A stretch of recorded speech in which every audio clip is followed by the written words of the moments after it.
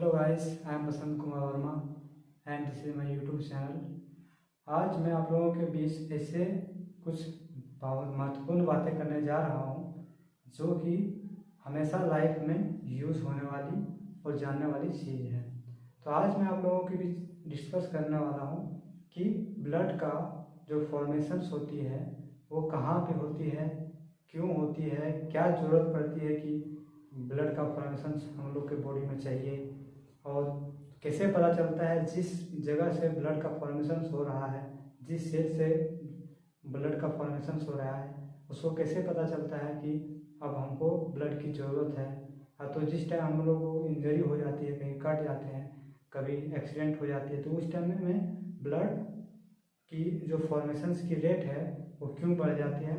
तो ऐसा सारे चीज़ का मैं डिस्कस करने वाला हूँ। तो यदि आप नए हैं चैनल पे तो सब्सक्राइब कर दीजिए चैनल को और लाइक का बटन दबा दीजिए। तो आइए मैं बात करता हूँ। सबसे पहले मैं आप लोगों को बताना चाहता हूँ कि मैंने इससे पिछले वीडियो में ब्लड के बारे में कुछ इन्फॉर्मेशन दी थी कि ब्लड में कितने कंपोनेंट्स पाए जाते हैं। यदि वो वीडियो नहीं देखे हैं तो उसको देख लीजिए, तो ही समझ में ये वीडियो आएगा। अभी भी ये वीडियो को देख सकते हैं, लेकिन इसके बाद वो वीडियो देख लीजिएगा। लेकिन जो वो वीडियो नहीं देखे हैं उनके लिए मैं फिर से थोड़ी से बता देना चाहता हूँ कि ब्लड में क्या क्या पाई जाती है, और उसके बाद मैं बताऊँगा कि उसका फॉर्मेशन कैसे होता है। तो उसको मैं शॉर्टली बता रहा हूँ कि ब्लड में क्या क्या पाई जाती है। तो ब्लड में मेनली जो है तो 3-4 प्रकार के कंपोनेंट्स पाए जाते हैं। जैसे कि ब्लड का जो पहले जो डिवाइडेशन किया गया है ब्लड का, वो हमारे बॉडी का जो ब्लड है उसको 2 पार्ट में डिवाइडेशन किया गया है। पहला प्लाज्मा एंड दूसरा ब्लड सेल। इसको आप लोग नोट भी कर सकते हैं। और ये जो प्लाज्मा है सो ब्लड में के टोटल 55% जो है सो प्लाज्मा पाए जाते हैं, और जो है 45% ब्लड सेल्स पाए जाते हैं।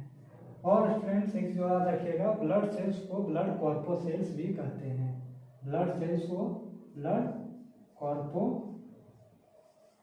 सेल्स भी बोलते हैं, ब्लड कॉर्पोसेल्स।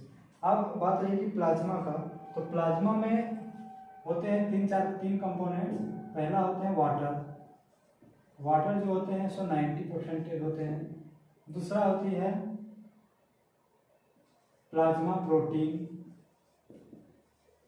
प्लाज्मा प्रोटीन जो होते हैं इसमें इसका एग्जाम्पल्स हैं प्लाज्मा प्रोटीन्स के। पहला जो एग्जाम्पल्स है मैंने बोला एल्ब्यूमिन, एंड दूसरा जो है वो ग्लोब्यूलिन है, ग्लोब्यूलिन, एंड तीसरा जो है सो फाइब्रिनोजेन। अब ये तीनों का यूज के लिए हम अलग टॉपिक बना देंगे कि एल्ब्यूमिन का क्या काम है, ग्लोब्यूलिन का क्या काम है, और फाइब्रिनोजेन का क्या काम होता है। इसको मैं शॉर्ट में बता दूं तो एल्ब्यूमिन का जो काम होता है वो ऑस्मोटिक प्रेशर्स को मेंटेन करना होता है। ऑस्मोटिक प्रेशर को मेंटेन करते हैं। और जो ग्लोबुलिन होते हैं, ग्लोबुलिन 3 टाइप के होते हैं, अल्फा, बीटा और गामा। जो अल्फा और बीटा ग्लोबुलिन्स होते हैं वो क्या करते हैं कि हमारे बॉडी के फ्लूइड में, हमारे बॉडी के ब्लड में जो फैट सोल्यूबल विटामिन्स हैं उसको ट्रांसपोर्टेशन का काम करते हैं, अल्फा और बीटा ग्लोबुलिन। अल्फा और बीटा ग्लोबुलिन। और एक और होता है गामा, जो होते हैं गामा क्या करते हैं, एंटीबॉडी बनाने का काम करते हैं, एंटीबॉडी बनाने का काम करते हैं गामा ग्लोबुलिन। तो इसका मैं एक सेपरेट वीडियो बनाऊंगा, अभी मैं इसे बता दे रहा हूँ। और जो फाइब्रिनोजेन है ये क्लोटिंग का, ब्लड क्लोटिंग का काम करते हैं, ब्लड क्लोटिंग का काम करते हैं। और ये ब्लड क्लोटिंग क्या होता है, एंटीबॉडीज क्या होता है, ऑस्मोटिक प्रेशर्स क्या होता है, ये मैं नेक्स्ट वीडियो में बताऊंगा। इसमें भी बताऊंगा तो ये बहुत लंबी वीडियो हो जाएगी। इसके लिए अब इतना ही समझिए कि एल्ब्यूमिन का जो ऑस्मोटिक प्रेशर्स मेंटेन करने का काम करता है। ऑस्मोटिक प्रेशर से होता है कि जो हमारा जो आर्टरीज होते हैं इसके अंदर बहुत सारे फ्लूइड्स, ब्लड वगैरह बहते हैं। अब क्या होता है, कभी ब्लड प्रेशर हाई होने के कारण से ये इसके अंदर के इसके जो वाल्स होते हैं जो ये आर्टरीज के वॉल्स होते हैं उस पर ज़्यादा लोड ना पड़े, इसके लिए ऑस्मोटिक उसको प्रेशर्स को मेंटेन करने का काम करते हैं ये हमारा कौन, एल्ब्यूमिन, इसी को ऑस्मोटिक प्रेशर्स बोलते हैं। और अब बात रही ग्लोबुलिन की, तो अल्फा और बीटा का काम होता है, इसका काम होता है कि ये जो है इसको फैट सोल्यूबल्स विटामिन को ट्रांसपोर्टेशन का काम करते हैं। इसमें जितना भी फैट सोल्यूबल्स विटामिन है वो धक्का मारने का काम करते हैं, इसको ट्रांसपोर्टेशन का काम करते हैं हमारे ग्लोबुलिन है ना। और जो ये फाइब्रिनोजेंस हैं, जब हम कभी कटते हैं, जब कभी कट लग जाती है तो यही फाइब्रिनोजेंस जो कि प्लाज्मा में मिक्स होकर बह रही होती हैं, यही मान लीजिए हम यहाँ पे रप्चर हो गया तो ये क्या होता है, ये जो यहाँ पे जो बह रही है फाइब्रिनोजेंस, ये क्या होता है यहाँ पे आकर के इसके अंदर यहाँ पे चिपक जाते हैं और धीरे धीरे ये कन्वर्ट हो जाते हैं फाइब्रिन में। अब इसके बारे में डिटेल में बात करने जाऊँ तो बहुत लंबी हो जाएगी, शॉर्ट में इतना समझा दिए। अब ये हो गई प्लाज्मा की बात। अब दूसरा जो मेन टॉपिक का था हमको कि ब्लड का फॉर्मेशन कहाँ होती है, तो ब्लड का फॉर्मेशन जो ब्लड सेल्स का जो फॉर्मेशन जहाँ से होती है उसके बारे में चर्चा करने जा रहा हूँ। तो ये जो ब्लड है, तो ब्लड कितने प्रकार के होते हैं, आरबीसी,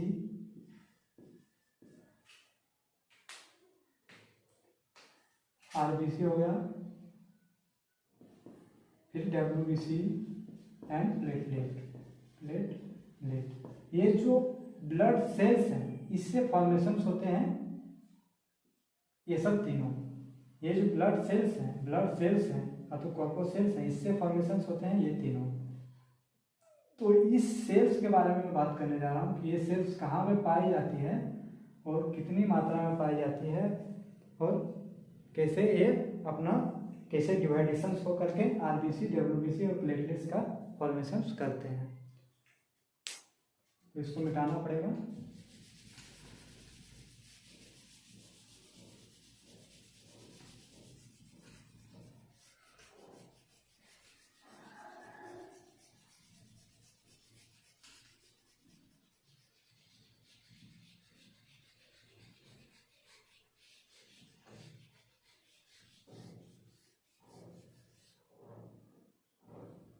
तो बात कर रहे थे हम, तो ये बात कर रहे थे कि ब्लड का फॉर्मेशन कैसे होती है, क्यों होती है, कैसे मालूम चलता है, जहाँ से वो ब्लड फॉर्मेशन हो रही है उसको कैसे मालूम चलता है कि अभी हमको ब्लड का फॉर्मेशन करना है। इस सब के बारे में सारे डिटेल में चर्चा करने जा रहा हूँ, तो ध्यान से सुनिएगा थोड़ा सा। इसमें क्या है कि जो ब्लड का जो फॉर्मेशन होता है, ब्लड का फॉर्मेशन होता है, इसको हम साइंटिफिक रेंज में क्या कहते हैं, बायोलॉजिकल नेम क्या होती है। जो ब्लड का फॉर्मेशन होता है हमारे बॉडी में उसको साइंटिफिक नेम में क्या कहते हैं। तो एक चीज़ ध्यान रखिएगा, ब्लड को जैसे कि हम लोग पढ़ते हैं, ब्लड किस में पढ़ते हैं, हेमेटोलॉजी में पढ़ते हैं, इतना तो आता होगा कि ब्लड का अध्ययन किस में किया जाता है, हेमेटोलॉजी में। तो यानी कि ब्लड का मतलब हेमेटोलॉजी मतलब अध्ययन करना।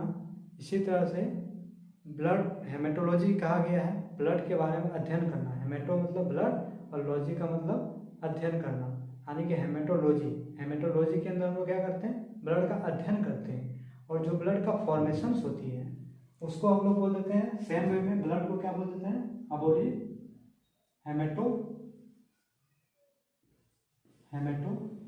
और यदि ब्लड का अध्ययन करना जिस डिपार्टमेंट में होता तो इसका नाम हो जाता है हेमेटोलॉजी। लॉजी मतलब अध्ययन करना। और यदि ब्लड का फॉर्मेशंस है तो फॉर्मेशंस को हम लोग बोल देते हैं पोइसिस मतलब फॉर्मेशंस करना, बायोलॉजिकल नेम है। तो क्या होता है, हेमेटोपोइसिस,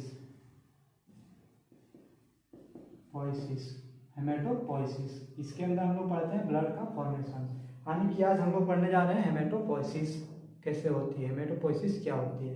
तो अभी तो आप लोगों को पता चल गया कि ब्लड का फॉर्मेशन को हेमेटोपोइसिस करते हैं।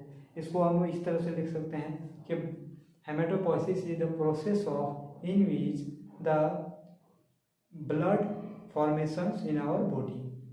सिंपल वे में इसको ये भी लिख सकते हैं, नहीं तो इसको ऐसे भी लिख सकते हैं। आदि और अच्छे से लिखना चाहें तो haematology is the process of in which the stem cells can differentiate and proliferate and produce the blood cells. इसको इस तरह से भी बोल सकते हैं, haematology is the process of in which the stem cells are proliferate and differentiate and can produce the blood cells। इसका ये एग्जाम्पल इसका ये हो सकता है। लेकिन यदि आप ये समझ गए कि ब्लड, हेमेटो मतलब ब्लड, पोइसिस मतलब फॉर्मेशन, तो आप इतना तो आता होगा कि इसको लिख सकते हैं, इसको परिभाषा लिख सकते हैं, किसी तरह से इसका डिफिनेशन लिख सकते हैं। तो हेमेटोपोइसिस ये हो गया। अब इसका मालूम चल गया हेमेटोपोइसिस मतलब क्या हुआ कि फॉर्मेशन ऑफ द ब्लड, यानी कि इसके बारे में पढ़ने जा रहे हैं, हेमेटोपोइसिस के बारे में पढ़ने अभी जा रहे हैं। तो देखिए ये इसमें क्या करना है, हमको ब्लड का फॉर्मेशन करना है। तो ब्लड में मैंने अभी बताया कि कितने सारे कंपोनेंट्स होते हैं, और एक टर्म और बोले मैंने स्टेम सेल्स कि स्टेम सेल्स। और चलिए मैं बात करते हैं, एक्चुअली बताता हूँ कि कोई भी चीज़ का जो बनता है उसका शुरुआती कहीं ना कहीं से तो होता है। जैसे कि आपको एक पेड़ बनाना है, उसके अंदर पत्ती उगाना है, उसके अंदर फ्रूट्स उगाने हैं, उसके अंदर फूल फ्लावर्स उगाने हैं, तो उसके लिए हमको क्या ज़रूरत है, सबसे पहले जड़ की ज़रूरत है, जड़ की ज़रूरत है। इसी तरह से यदि हमको सेल को, क्योंकि ये ब्लड जो है सो एक प्रकार का सेल है, इस सेल को यदि हमको जनरेट करना है, इस सेल को यदि हमको पाना है, सेल को हम लोग को चाहिए यदि बॉडी में, क्योंकि ब्लड एक प्रकार का सेल है और हम सेल्स के बारे में फॉर्मेशन की बात कर रहे हैं कि सेल्स कैसे हमारे बॉडी में आएंगे, कैसे ब्लड सेल्स जो है सो फॉर्मेशन होती है। तो उसके लिए पहले क्या चाहिए, जड़। इसीलिए अब इसी वे में हम समझते हैं कि जड़ हो गया, यानी कि स्टेम पाया गया। पहले स्टेम की ज़रूरत होती है, स्टेम से हमारा जो है सो स्टेम से वृक्ष उसमें पैदा होती है और हम लोग को फ्रूट्स वगैरह मिलती है। उसी तरह से स्टेम सेल्स भी होते हैं, स्टेम सेल्स भी होते हैं, जड़ वाले सेल्स, इसको स्टेम सेल्स ही बोला जाता है, बायोलॉजिकल शॉर्ट कर दिया है। स्टेम सेल्स होते हैं और वही स्टेम सेल्स से हम आगे चल के जो भी कंपोनेंट्स है ये ब्लड का उसका, तो ये स्टेम सेल्स में ये चीज़ होती है कि मान लीजिए स्टेम सेल्स है, ये हमारा जड़ है, वृक्ष का जड़ है, क्या है, जड़ है, इसको क्या बोलते हैं हम लोग, स्टेम।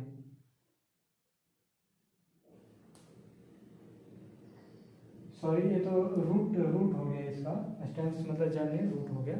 लेकिन इसी तरह से इसका नाम स्टेम्स रखा गया, स्टेम सेल्स। स्टेम सेल्स मतलब जनरेटिव सेल्स, जो भी जनरेट करते हैं। स्टेम सेल्स मतलब जनरेटिव, सॉरी मैंने स्टेम्स बोल दिया उसका, तो इसके लिए तो ये मान लीजिए स्टेम सेल्स हैं, हमारे बॉडी में स्टेम सेल्स पाए जाते हैं और ये स्टेम सेल्स हैं, स्टेम सेल्स हैं। इसी तरह से हमारे बॉडी में बहुत सारे स्टेम सेल्स पाए जाते हैं, हमारे बॉडी में बहुत सारे स्टेम सेल्स पाए जाते हैं। तो ये आप लोगों को बीच में आता होगा क्वेश्चंस में कि ये जो स्टेम सेल्स आए कहाँ से सर। तो देखिए स्टेम सेल्स यहाँ से आते हैं जब हमारे प्रेगनेंसी होती है, जब भी प्रेगनेंसी स्टेज में होते हैं उस टाइम में सबसे पहले जो एम्ब्रियो है सो कन्वर्ट होते हैं थ्री पार्ट्स में, 3 लेयर्स में कन्वर्ट होते हैं, जो कि होती है इंडोडर्म, एक्टोडर्म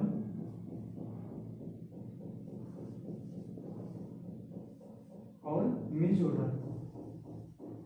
इस तरह से एक 3 सेल में पहले बेबी रहती है वॉम के अंदर में, पेट के अंदर में, और यही सेल जो है सो जनरेट करता है डिफरेंस। जैसे ये सेल हो गया, कुछ ऐसा सेल्स को, ऐसा स्टेम सेल्स को ये बना दिया, स्टेम सेल्स को बना दिया जो कि फॉर्मेशन कर रहा है किसी और चीज़ का, कुछ ऐसा सेल्स बना दिया कि फॉर्मेशन कर रहा है किसी और का, कुछ ऐसा स्टेम सेल्स बना दिया जो कि फॉर्मेशन कर रहा है किसी और का।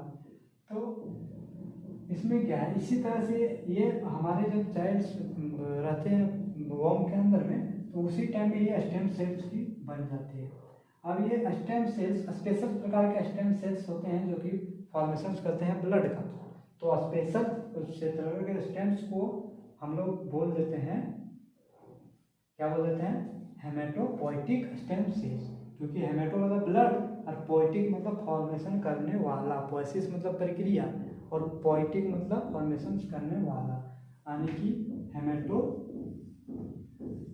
Haematopoietic cell, haematopoietic stem cells, यानी कि हेमेटोपोएसिस प्रक्रिया को करने के लिए हेमेटोपोएटिक स्टेम सेल्स की आवश्यकता होती है।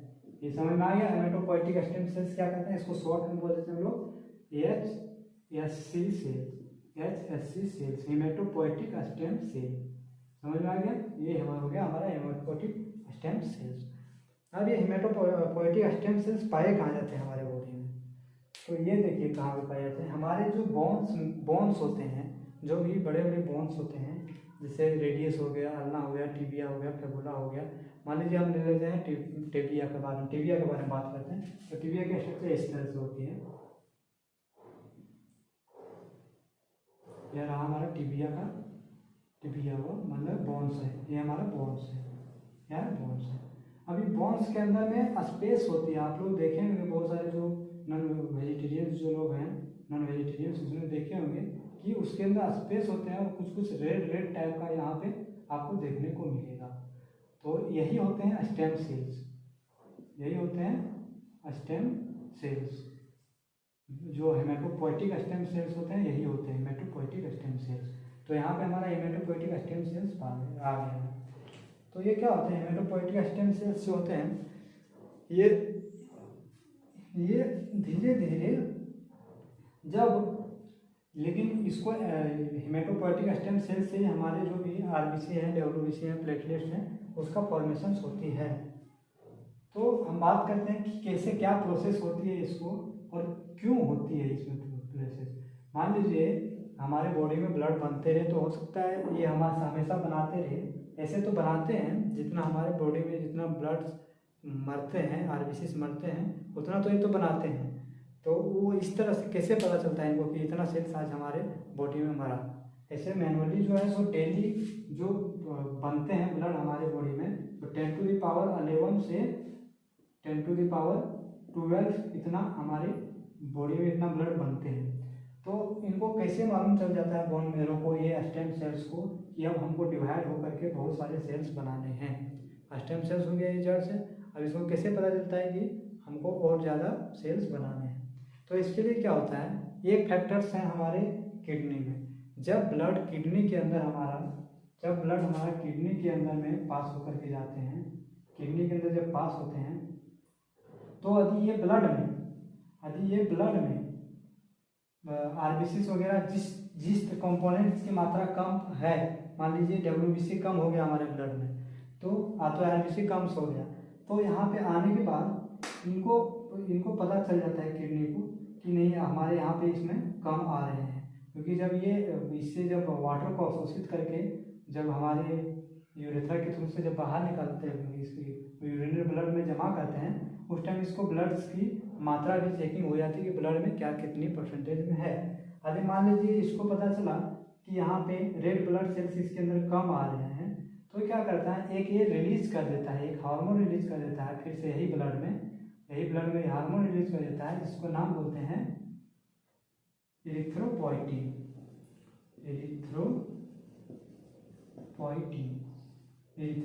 नामक ये रिलीज कर देते हैं। अब जब ये इरिथ्रोपोइटीन जब आते हैं इसके अंदर, इसको स्टिमुलेट कर देते हैं। स्टिमुलेट मतलब तैयार करना, इसको बोलते हैं कि तैयार हो जाओ, यहाँ पे कम हमारे ब्लड आए हैं। तो ये क्या होती है, इसलिए स्टिमुलेट हो जाते हैं। और मान लीजिए स्टेम सेल्स को हम अब इसको मिटा देते हैं कि नहीं, अब ये स्टेम सेल्स, मान लीजिए एक स्टेम सेल्स को हम यहाँ पे ले लिए, ये रहा हमारा एक बड़ा सा स्टेम सेल्स। अब इसको ये स्टेम सेल्स को जो हेमेटोपोइटिक स्टेम सेल्स है, इसको हम लोग एक तरह से और कर सकते हैं कि इसको एक तरह से और बोल सकते हैं, क्योंकि इसके अंदर प्रोड्यूस करने की क्षमता बहुत सारे हैं। ये आरबीसी भी बना सकते हैं, डब्ल्यूबीसी भी बना सकते हैं, प्लेटलेट्स भी बना सकते हैं, है ना, ये प्लेटलेट्स भी बना सकते हैं। तो इसको हम बोल देते हैं मल्टी इसको हम बोल देंगे, ये जो सेल्स हैं इसको हम लोग बोल देते हैं मल्टीपोटेंट,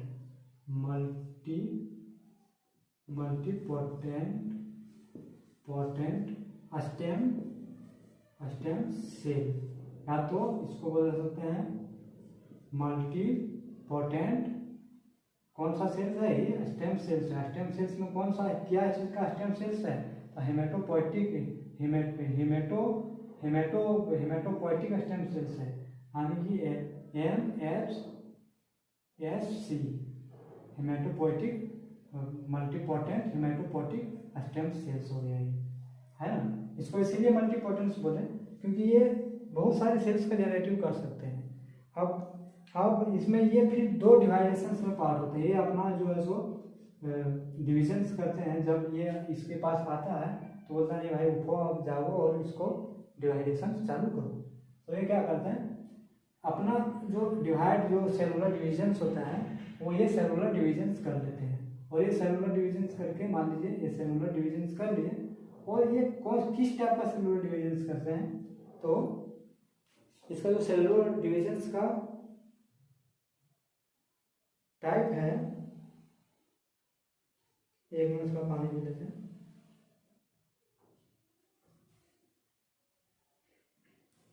हाँ, तो ये जो इसका सेलुलर डिविजन्स का जो टाइप है ये हमारा हो जाता है हाफ, यानी कि हाफ ऊपर आ जाती है और हाफ जो है सो नीचे आ जाती है, यानी कि इसके अंदर भी न्यूक्लियस बन जाती है।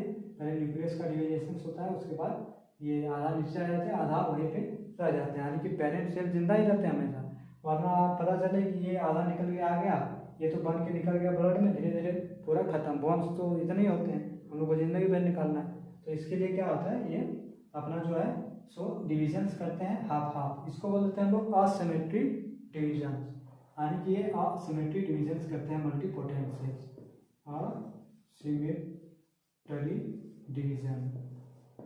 असिमेट्री डिविजन्स करते हैं मल्टीपोटेंट, ये जो सेल्स है मल्टीपोटेंट स्टेम सेल्स, ये असिमेट्री डिविजन करते हैं, यानी कि ये स्टेम सेल्स आ गया।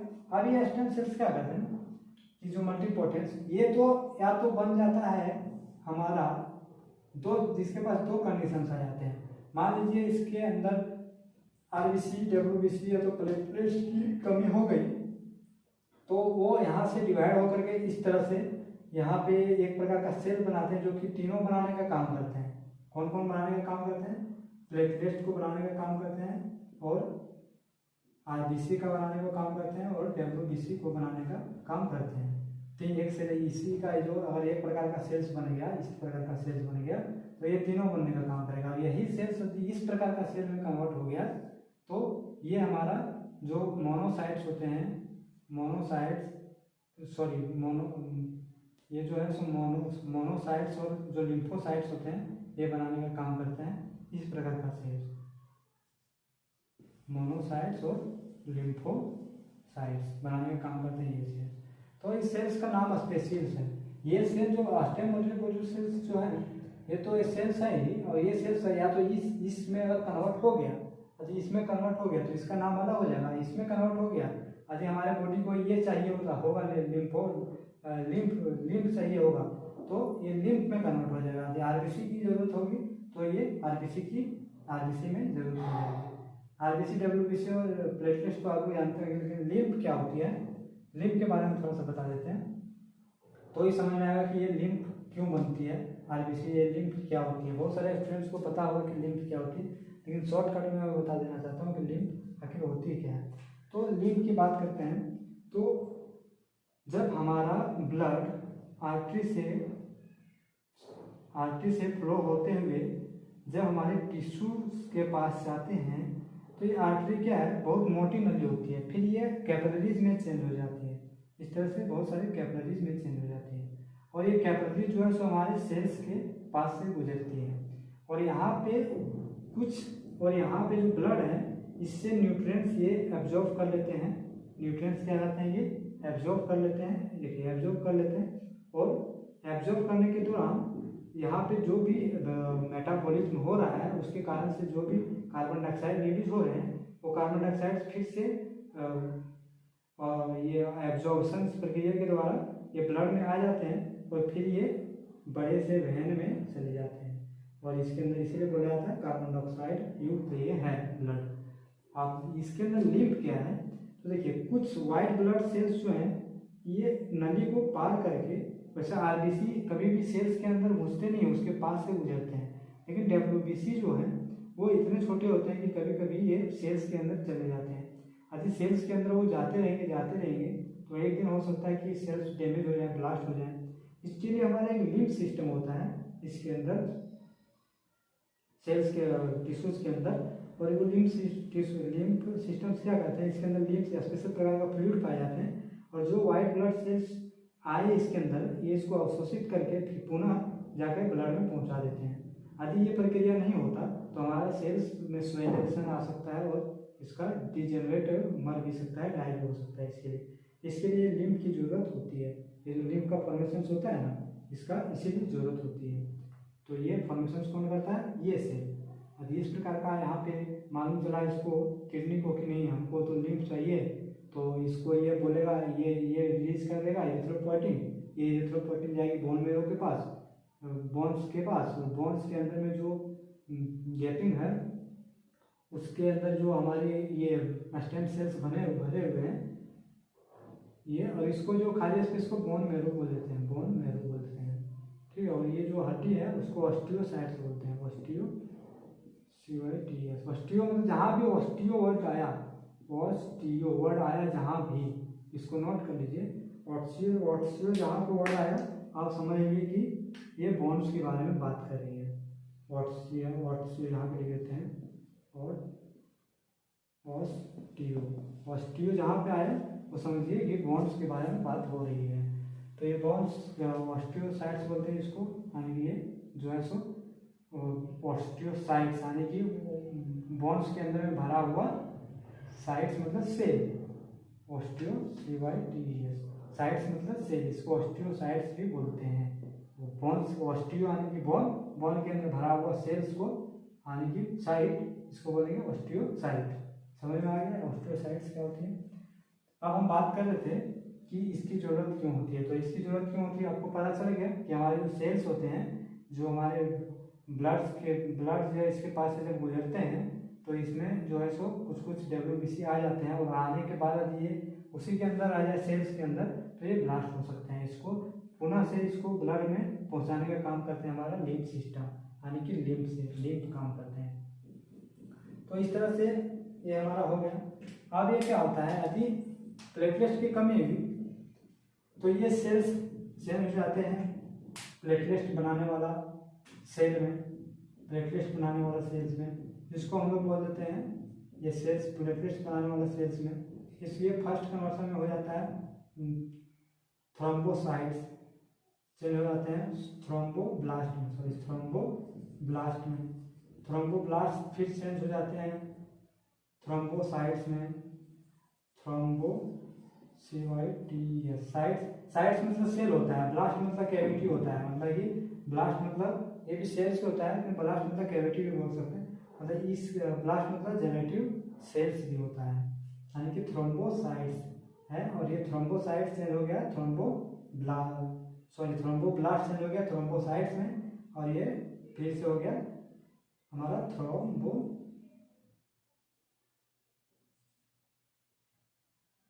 थ्रोम्बोसाइट्स में चेंज हो गया। ये प्रोथ्रोम्बोसाइट्स हैं, प्रोथ्रोम्बोसाइट्स और फिर थ्रोम्बोसाइट्स हैं। इसी तरह से आरबीसीज की फॉर्मेशन होती होगी, तो ये जो सेल्स बन जाते होंगे किसमें, हमारे आरबीसी को क्या बोलते हैं, इरिथ्रोसाइट्स बना लेते हैं, इरिथ्रोसाइट्स बना लेते हैं। इसका प्रोसेस कैसे होता है, कैसे बनाता है वो मैं आपको बारे में डिस्कस करूंगा, लेकिन आज का वीडियो बहुत लंबा हो गया, ये और भी बताएंगे तो बहुत लंबा हो जाएगा, दूसरा वीडियो में आपको बता दूंगा। फिर जो डब्ल्यूबीसी यदि चाहिए होगा हमारे बॉडी, इसको किडनी को पता चला कि डब्ल्यूबीसी हमको चाहिए तो इसको यहाँ पे बताएगा। अब ये डिवाइडेशन हो जाएगा, और यहाँ पे समझ लीजिए यहाँ पे हम ले आए इसको बड़ा दिखाने के लिए। अब ये डब्ल्यूबीसी चेंज हो जाएगा, डब्ल्यूबीसी में यदि इसको चाहिए होगा लिम्फ चाहिए होगा, किडनी को पता चला कि नहीं लिम्फ की कमी हो रही है, एरिथ्रोपोएटिन नामक रिलीज करेगा, और ये क्या होगा, जैसे हर ऐसा नहीं कि खाली एरिथ्रोपोएटिन भी सिग्नल का काम करते हैं, और भी बहुत सारे हार्मोन्स होते हैं, उसके बारे में भी डिस्कस नहीं करूँगा, लेकिन एक एरिथ्रोपोएटिन नामक याद रखिए, जो कि हमारे बोन्स के अंदर जाते हैं और एक्टिवेट स्टिमुलेट करते हैं हमारे ब्लड के फॉर्मेशंस को, हमारे बोन्स को बताते हैं इन्हीं ब्लड का फॉर्मेशन करो। ठीक है। अब ये रिलीज कहाँ से होता है एरिथ्रोपोएटिन? हमारे किडनी के अंदर है। अब मोनोसाइट्स में यदि ये चाहिए, यदि मोनोसाइट्स चाहिए तो लिम्फोसाइट्स चाहिए, तो ये सेल्फ चेंज हो जाएंगे मोनोसाइट्स में, ये चेंज हो जाएंगे लिम्फोसाइट्स में। इस तरह से हमारा मोनोसाइट्स रेडी हो गया, लिम्फोसाइट्स भी रेडी हो गया, ये हमारा आरबीसी भी रेडी हो गया, प्लेटलेट्स भी रेडी हो गया, डब्ल्यूबीसी रेडी हो गया। यानी कि इस तरह से फॉर्मेशन होता है ब्लड का।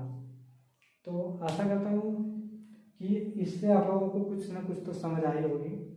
यदि कुछ डाउट हो तो आप कमेंट करके बताएं, मैं उसको पूरी डिटेल में बताने की कोशिश करूँगा। आज तो मैंने ज़्यादा डायग्रामिक नहीं बताया, मैं इसी वीडियो को चाहता तो डायग्राम भी बता सकता था, बिल्कुल डायग्राम में, लेकिन कुछ जो है सो वर्ड्स इसमें होते हैं जिसको लिखना बहुत ज़रूरी होता है।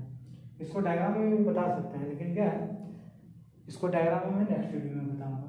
तो आज के लिए इतना ही था। यदि अच्छा लगा होगा आप लोगों को तो चैनल को सब्सक्राइब कर दीजिए और कमेंट भी कीजिए कि इस प्रकार की क्या कमी है इसके अंदर, कोई भी कमेंट्स कर सकते हैं। आज के लिए थैंक यू, इतना ही था। Thank you.